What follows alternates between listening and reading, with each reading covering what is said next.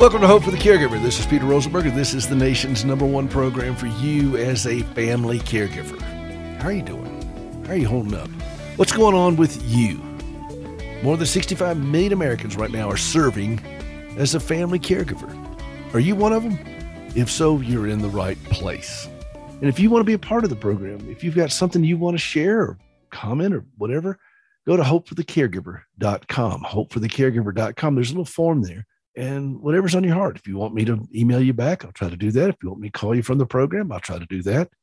Whatever is on your heart, I encourage you to reach out. You know, we caregivers struggle with isolation. That's one of the biggest issues we face. And the disease of our loved one or the impairment of our loved one often lends itself to isolation for a lot of reasons. Some of it because of logistics, others because behavior can be very embarrassing. A friend of mine is a mother of 2 children with autism, and taking her small child to go get a haircut was difficult. I mean, imagine that, putting scissors around a kid with autism around his face. And he had a meltdown while he was getting a haircut, and she wanted to have a t-shirt on that says, "Don't judge, it's autism." Because, you know, people don't know, and people can be difficult when they see things that they don't understand. And so sometimes we caregivers isolate ourselves just to avoid that. But none of those are good things. If you go back and look at Genesis, the first thing that God's eye, Milton said this, the first thing that God's eye said that was not good was that man was alone. That was before man fell. And, you know, being alone, God himself said that's not good. And yet we caregivers try to do this alone. And that's not good. So what can we do about it? Well, we can reach out to one another. We have these conversations. That's why I do this program. And I'm very grateful for all of the networks and affiliates that carry this program: American Family Radio, Truth Network, His Radio, and so many other affiliates around the country that run this program. And I'm very grateful to them, because for the vast majority of my journey as a caregiver, now in my 36th year, man, I didn't have any kind of support system like what we're offering here. And quite truthfully, there really is no other support system like what we're offering here on this program. A lifetime of experience to offer a lifeline to fellow caregivers, to learn concepts and precepts and strategies and biblical principles on how to navigate this a little calmer, a little healthier, and dare I say it, a little more joyfully. And so if this is where you are, we are glad to have you as part of the program. If you're struggling in this area, you're in the right place. So thank you for being a part of what we're doing. I want to talk a little bit about 2 words today you can find in Scripture, Psalm 37. The first 2 words of that sentence, fret not. Fret not. Fret. Isn't that a great word? Fret. Fret not over evildoers. That's what he says David says in Psalm 37. I believe it's David that wrote that. Fret not. How much fretting do we do as caregivers? What's our life like on a daily basis when it comes to stress and anxiety and angst and all those things? And I'm reminded of a teacher I had in high school. Now, I was not the best student. I freely admit this. I graduated, thank you, Loudy. And chemistry was a daunting subject for me on a good day. And my teacher's name, and I really liked this guy personally. I actually would sometimes on lunch break, we'd play chess, and I was learning to play chess, and I beat him a time or two, my chemistry teacher there in high school, but his name was Mr. Faile. I kid you not. His name was Mr. Faile. How's that for a teacher's name? And you go into his classroom, and he had a great sense of humor, wonderful teacher, wonderful human being. I just was not a good pupil for chemistry. That was just not my subject. I did well in history and things such as that, in English, but not in chemistry or physics. And he taught physics too. But he had a sign over the chalkboard.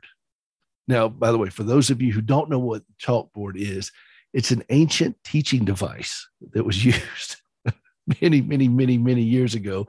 Also, if you ran your fingernails down it, it would provide a suitable torture device as well for many. But Mr. Faile had this sign over his chalkboard as you walked in the room. It said, "Flunk now and avoid the rush." Flunk now and avoid the rush. And I thought it was particularly funny, but it has stuck with me all these years. That sign, I know it was meant to be funny. And I know this got a comical message, but it stuck with me. And I think that for me, that sign just becomes increasingly relevant in my life as a caregiver, because accepting reality and not delaying the inevitable can become a path of wisdom rather than a depressing conclusion. I'm not advocating that students go out and flunk classes early, but the principle of it is, as caregivers, we place unreasonable demands on ourselves to achieve or alter things that we can't change. And despite extensive striving, and we do a lot of that. I do. I don't know about you, but I do. And colossal anxiety, and I do a lot of that too. Caregivers will inevitably flunk at changing most of the things that we worry about. We're going to flunk this. We're not going to change these things. But that doesn't stop us from fretting. We fret. And embracing that premise of flunk now and avoid the rush, accept reality now, it does allow a greater peace of mind today to realize we're not going to change this. I passed high school chemistry, barely. But Mr. Faile's most important lesson to me, decades later, had really nothing to do with formulas in education. I don't think I can remember any chemistry formulas. Nothing comes to my mind. I tell you, try it. I can't think of any. But a simple sign that he had in his classroom, it was meant in jest, communicated a greater truth that still helps me bleed off stress a lifetime later. Rest now and avoid the crash. That's what that sign says to me. Rest now and avoid the crash. We face challenges better when we're not exhausted by fretting. Don't you agree? Fretting is exhausting. It is truly exhausting to fret and to stay torqued up. Try it for an hour and you'll want to take a nap. I mean, it is exhausting. And yet we constantly do this to ourselves. Hank Aaron, baseball great, Hall of Famer, baseball great, Hank Aaron, he said a quote that I really like. He said, the pitcher has got only a ball. He said, but I got a bat. So the percentage in weapons is in my favor. And I let the fellow with the ball do all the fretting. Now, they say that hitting a fastball in Major League is one of the toughest things in all of sports to be able to do. But here's Hank Aaron, home run king Hank Aaron. Just an amazing, towering individual on the national landscape. And he's not fretting when he gets into the batter's box, accomplishing the hardest thing that you can do in sports, which is to hit a fastball, a major league fastball. He said, I'll let that guy do all the fretting. I think Hank Aaron was onto something. Maybe we don't have to get into the batter's box and face the things that a lot of people say would be very daunting. Maybe we don't have to fret over those things. Maybe we can just relax into it and swing away. Put the bat on the ball. You put the bat on the ball, speaking of baseball, you put the bat on the ball 3 times out of 10. I mean, they'll put you in the Hall of Fame. 3 out of 10. Putting this unreasonable pressure on us to achieve perfection or to achieve some kind of result that is beyond our abilities. It cripples us and it compromises our ability to live a healthier life. And it's always healthy caregivers that make better caregivers. We're going to talk about this a little bit more. This is Peter Rosenberger. This is Hope for the Caregiver. Let us know what you think at hopeforthecaregiver.com. We'll be right back.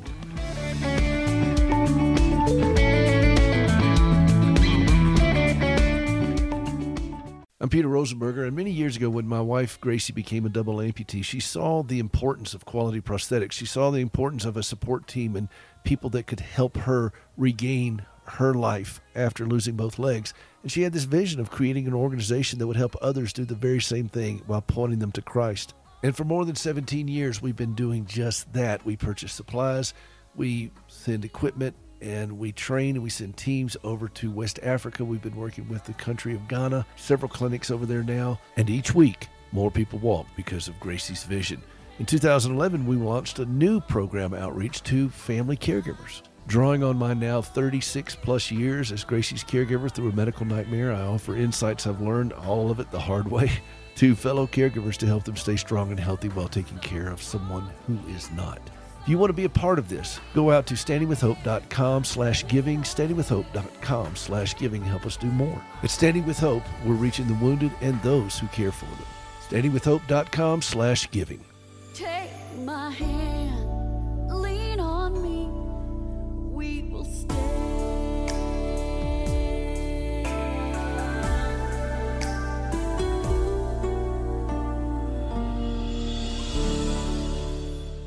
I know this love you placed in my heart is a love that will never depart. Sin brought me here through the end of my road, but now you've given me a brand new heart. 'Cause I'm forgiven. Welcome back to Hope for the Caregiver. This is Peter Rosenberger. This is the program for you as a family caregiver. We're so glad that you are with us here on American Family Radio, as well as the Truth Network, His Radio, and all of our other affiliates.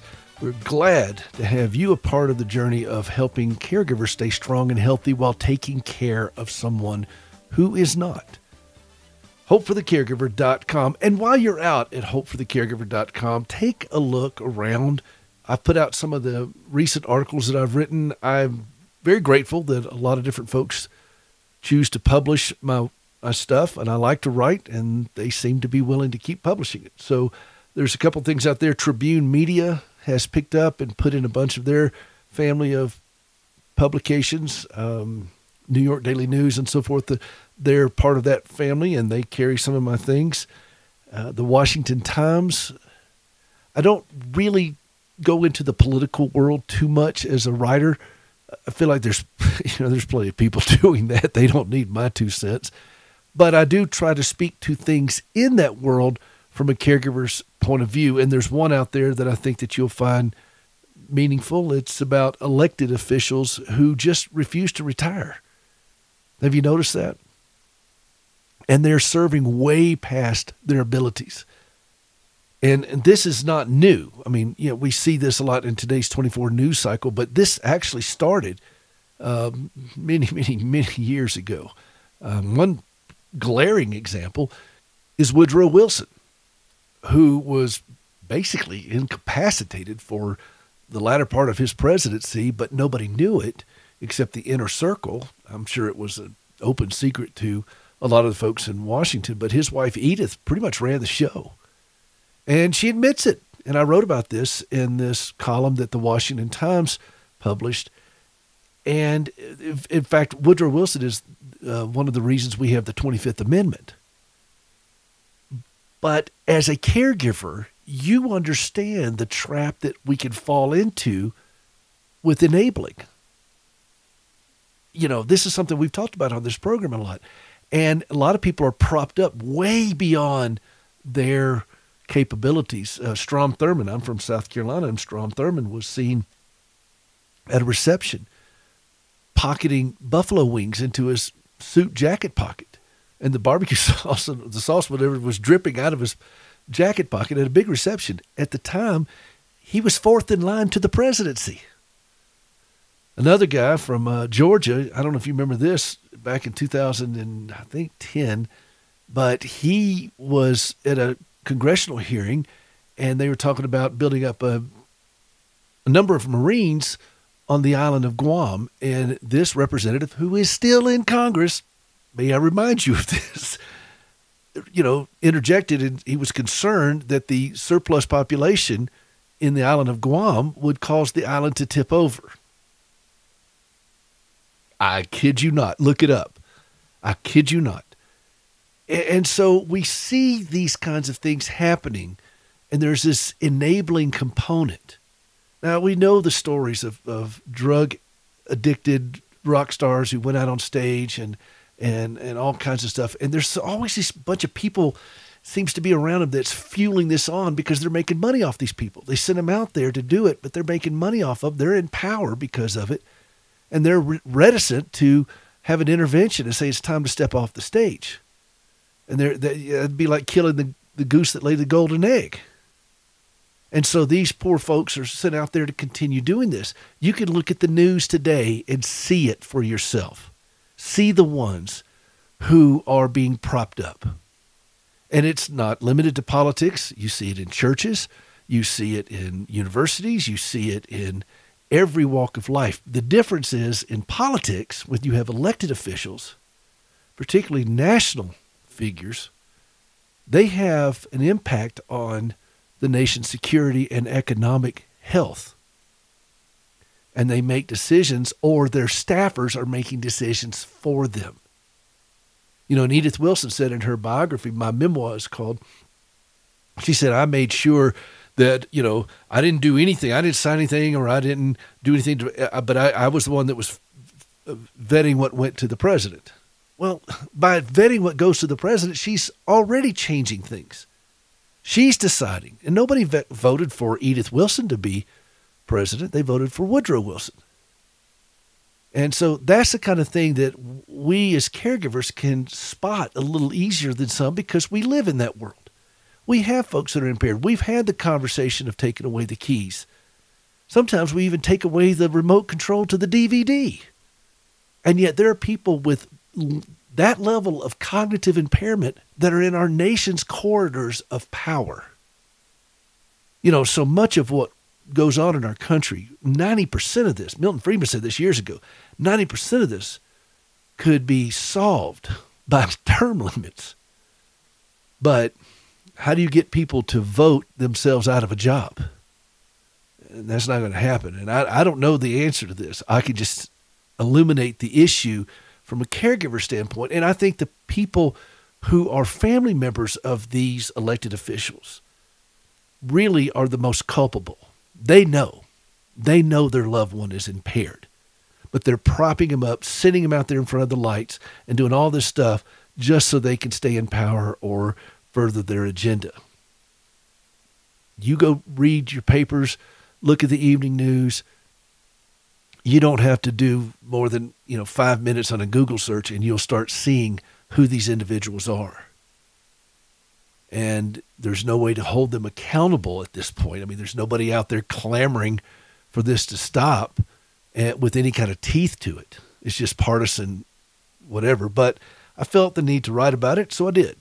And see if you like the article. Right next to that one is another one. I write for an organization called the Aquila Report. It's a publication, and it deals with a lot of doctrinal theology stuff that goes out into the PCA and the Reformed theology world. And the editor there, Dominic Aquila, who's been on this program, he's very gracious to publish my stuff. And I've got one that was prompted by a call to this show, because I always ask callers, how are you feeling? And I remember this caller, she, started off with, I'm blessed, and then she launched into this real diatribe against her mother.